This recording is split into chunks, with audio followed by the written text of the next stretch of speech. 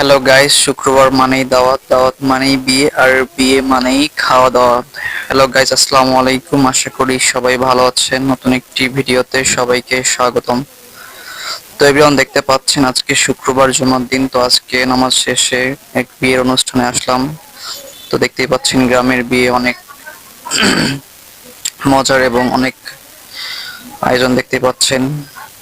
আর গ্রামের বিয়েগুলোতে অনেক খাবার সুস্বাদু এবং অনেক মজার হয়। তো দেখতে পাচ্ছেন সবাই অনেক মজা করে খাওয়া দাওয়া করছে, অনেক সুন্দর একটি মুহূর্ত। তো এভরিওয়ান, দেখতে পাচ্ছেন সবাই অনেক মজা করে কোরমা পোলাও, রোস্ট, জর্দা পোলাও খাচ্ছে। এভরিওয়ান, দেখতে পাচ্ছেন।